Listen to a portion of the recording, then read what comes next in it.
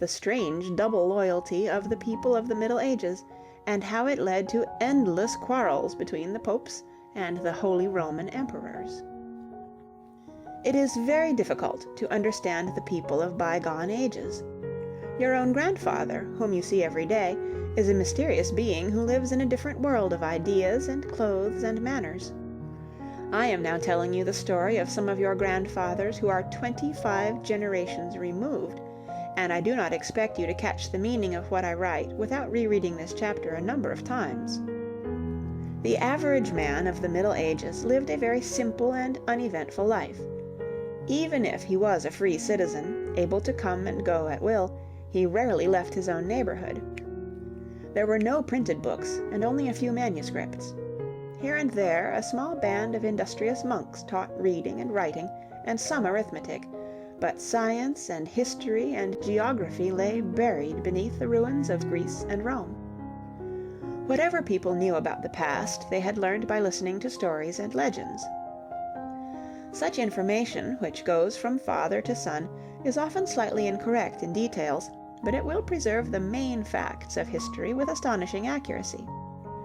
After more than 2,000 years, the mothers of India still frighten their naughty children by telling them that Ixander will get them. And Ixander is none other than Alexander the Great, who visited India in the year 330 before the birth of Christ, but whose story has lived through all these ages. The people of the early Middle Ages never saw a textbook of Roman history. They were ignorant of many things which every schoolboy today knows before he has entered the 3rd grade. But the Roman Empire, which is merely a name to you, was to them something very much alive. They felt it. They willingly recognized the Pope as their spiritual leader because he lived in Rome and represented the idea of the Roman superpower. And they were profoundly grateful when Charlemagne and afterwards Otto the Great revived the idea of a world empire and created the Holy Roman Empire, that the world might again be as it always had been. But the fact that there were two different heirs to the Roman tradition placed the faithful burghers of the Middle Ages in a difficult position. The theory behind the medieval political system was both sound and simple. While the worldly master, the emperor, looked after the physical well-being of his subjects, the spiritual master, the Pope, guarded their souls. In practice, however, the system worked very badly. The emperor invariably tried to interfere with the affairs of the church, and the Pope retaliated and told the emperor how he should rule his domains. Then they told each other to mind their own business in very unceremonious language, and the inevitable end was war. Under those circumstances, what were the people to do? A good Christian obeyed both the Pope and his king, but the Pope and the Emperor were enemies. Which side should a dutiful subject and an equally dutiful Christian take? It was never easy to give the correct answer. When the Emperor happened to be a man of energy and was sufficiently well provided with money to organize an army, he was very apt to cross the Alps and march on Rome, besiege the Pope in his own palace if need be, and force His Holiness to obey the imperial instructions or suffer the consequences. But more frequently the Pope was the stronger. Then the Emperor or the King, together with all his subjects, was excommunicated. This meant that all churches were closed, that no one could be baptized, that no dying man could be given absolution. In short, that half of the functions of medieval government came to an end. More than that, the people were absolved from their oath of loyalty to their sovereign, and were urged to rebel against their master. But if they followed this advice of the distant Pope and were caught, they were hanged by their nearby liege lord, and that too was very unpleasant. Indeed, the poor fellows were in a difficult position, and none fared worse than those who lived during the latter half of the 11th century, when the Emperor Henry IV of Germany and Pope Gregory VII fought a two-round battle, which decided nothing and upset the peace of Europe for almost 50 years. In the middle of the 11th century there had been a strong movement for reform in the Church. The election of the popes thus far had been a most irregular affair. It was to the advantage of the Holy Roman Emperors to have a well-disposed priest elected to the Holy See. They frequently came to Rome at the time of election and used their influence for the benefit of one of their friends. In the year 1059 this had been changed. By a decree of Pope Nicholas II, the principal priests and deacons of the churches in and around Rome were organized into the so-called College of Cardinals, and this gathering of prominent churchmen, the word cardinal meant principal, was given the exclusive power of electing the future popes. In the year 1073, the College of Cardinals elected a priest by the name of Hildebrand, the son of very simple parents in Tuscany, as pope, and he took the name of Gregory VII. His energy was unbounded. His belief in the supreme powers of his holy office was built upon a granite rock of conviction and courage.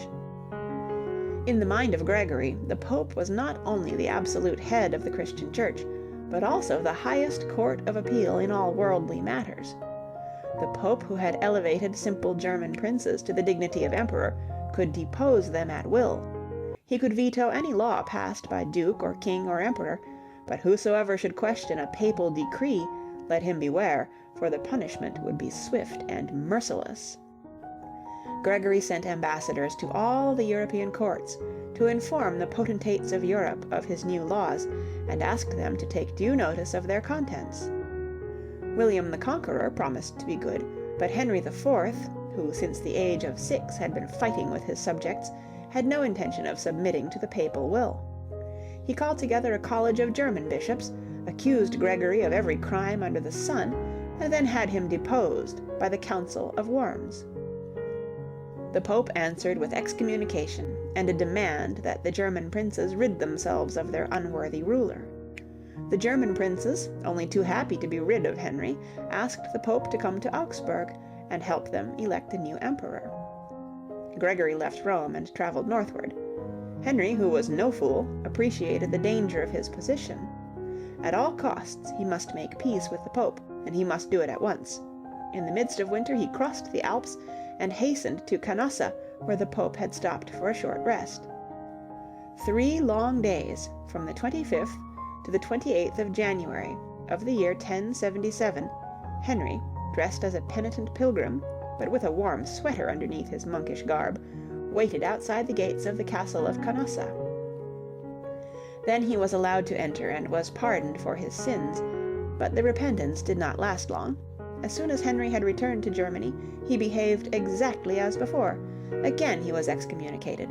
For the second time a council of German bishops deposed Gregory, but this time, when Henry crossed the Alps, he was at the head of a large army, besieged Rome, and forced Gregory to retire to Salerno, where he died in exile.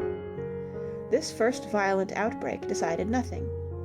As soon as Henry was back in Germany, the struggle between Pope and Emperor was continued.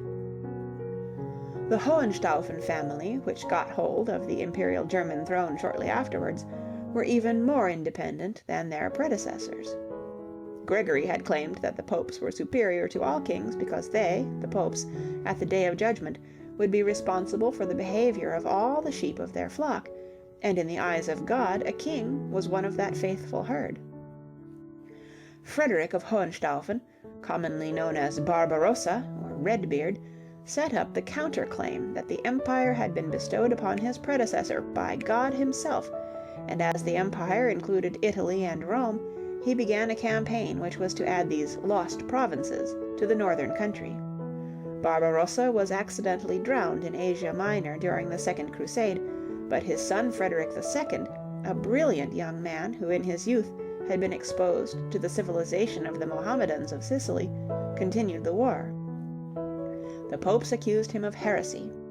It is true that Frederick seems to have felt a deep and serious contempt for the rough Christian world of the north, for the boorish German knights and the intriguing Italian priests. But he held his tongue, went on a crusade, and took Jerusalem from the infidel, and was duly crowned as king of the Holy City. Even this act did not placate the popes. They deposed Frederick and gave his Italian possessions to Charles of Anjou, the brother of that King Louis of France who became famous as Saint Louis. This led to more warfare. Conrad V, the son of Conrad IV, and the last of the Hohenstaufens, tried to regain the kingdom, and was defeated and decapitated at Naples. But 20 years later, the French, who had made themselves thoroughly unpopular in Sicily, were all murdered during the so-called Sicilian Vespers, and so it went. The quarrel between the popes and the emperors was never settled, but after a while the two enemies learned to leave each other alone. In the year 1273, Rudolf of Habsburg was elected emperor. He did not take the trouble to go to Rome to be crowned. The popes did not object, and in turn they kept away from Germany. This meant peace, but 2 entire centuries, which might have been used for the purpose of internal organization, had been wasted in useless warfare. It is an ill wind, however, that bloweth no good to someone. The little cities of Italy, by a process of careful balancing, had managed to increase their power and their independence at the expense of both emperors and popes. When the rush for the Holy Land began, they were able to handle the transportation problem of the thousands of eager pilgrims who were clamoring for passage, and at the end of the Crusades they had built themselves such strong defenses of brick and of gold that they could defy pope and emperor with equal indifference. Church and state fought each other, and a third party, the medieval city, ran away with the spoils.